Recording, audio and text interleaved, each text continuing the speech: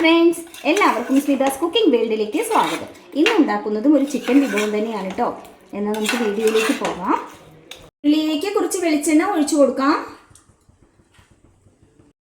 ചുവന്നുള്ളി കനം കുറച്ച് നീളത്തിൽ അരിഞ്ഞതായിരുന്നു ചേർത്തിട്ട് ഒന്ന് നല്ല ഗോൾഡൻ കളറാണ് അതുവരേക്ക് വറുത്തെടുക്കാം. ഞാനിപ്പോൾ 10-12 എടുത്തിട്ടുണ്ട് കേട്ടോ ചുവന്നുള്ളി. ഉള്ളിയുടെ കളറെല്ലാം മാറി നല്ല പാകത്തിനായിട്ടുണ്ട്. അത് വേറൊരു പാത്രത്തിലേക്ക് മാറ്റി വെക്കാം. അതേ ഉരുളിയിലേക്ക് തന്നെ കുറച്ച് വെളിച്ചെണ്ണ കൂടി ഒഴിക്കാം. ഒരു ബേ ലീഫ്, 3 ഏലക്കായ, 4 ഗ്രാമ്പു, കുരുമുളക്, 4 വറ്റൽ മുളക് ഇളക്കി കൊടുക്കാം. ഇതിലേക്ക് വലിയ 3 സവാള അരിഞ്ഞത്,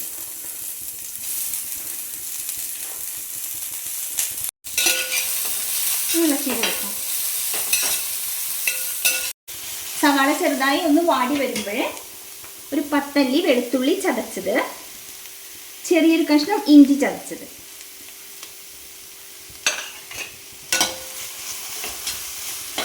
വീണ്ടും നന്നായി ഒന്ന് ഇളക്കി കൊടുക്കാം. ചാനൽ ആദ്യമായിട്ടാണ് കാണുമെങ്കിൽ സബ്സ്ക്രൈബ് ചെയ്യാൻ മറക്കരുത്. സവാള വാടി വരുമ്പോഴേക്ക് നമുക്കൊരു മസാല തയ്യാറാക്കാം. അതിന് വേണ്ടിയിട്ട് ഒരു ബൗളിലേക്ക് ഒരു 1/4 ടീസ്പൂൺ മഞ്ഞൾപ്പൊടി ചേർത്ത് കൊടുക്കാം. 1 ടേബിൾ സ്പൂൺ മല്ലിപ്പൊടി, 1 ടേബിൾ സ്പൂൺ മുളക് പൊടി, 1 ടീസ്പൂൺ ജീരകപ്പൊടി. ഇതിലേക്ക് കുറച്ച് വെള്ളം ചേർത്തിട്ട് ഒരു പേസ്റ്റ് രൂപത്തിലാക്കി വെക്കാം.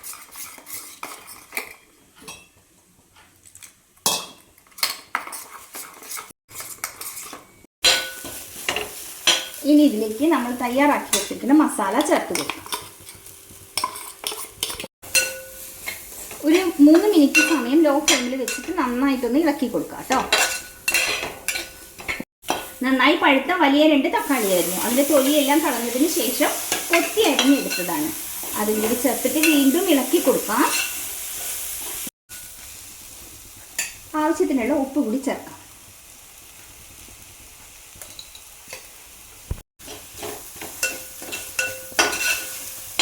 നന്നായിട്ടൊന്ന് ഇളക്കി കൊടുത്ത ശേഷം 1/2 കപ്പ് വെള്ളം ചേർക്കാം.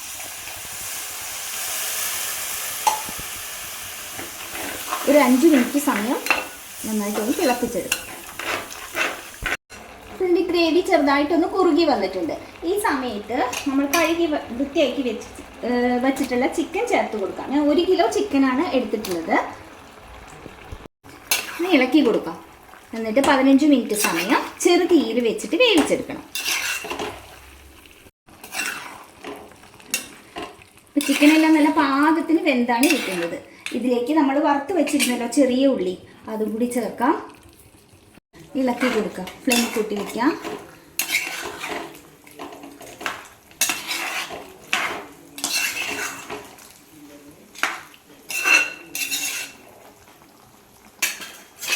അടച്ച് വെച്ച് ഒരു 5 മിനിറ്റ് സമയം കൂടി നന്നായിട്ടൊന്ന് വേവിച്ചെടുക്കുക. അതിൻ്റെ ഗ്രേവി എല്ലാം നന്നായിട്ടൊന്ന് വറ്റി വരണം.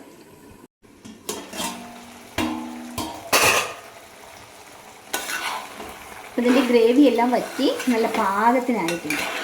അതിൻ്റെ നല്ല ടേസ്റ്റാണ് കേട്ടോ. നല്ല ചൂട് ചോറിൻ്റെ കൂടെ ചപ്പാത്തി, ഇടിയപ്പം, പത്തിരി ഇതിൻ്റെ കൂടെയൊക്കെ നല്ല കോമ്പിനേഷനാണ്. ട്രൈ ചെയ്ത് നോക്കൂ. വീഡിയോ ഇഷ്ടമായി ലൈക്ക് ചെയ്യാനും ഷെയർ ചെയ്യാനും കമൻറ്റ് ചെയ്യാനും ഒന്നും മറക്കരുത്. താങ്ക്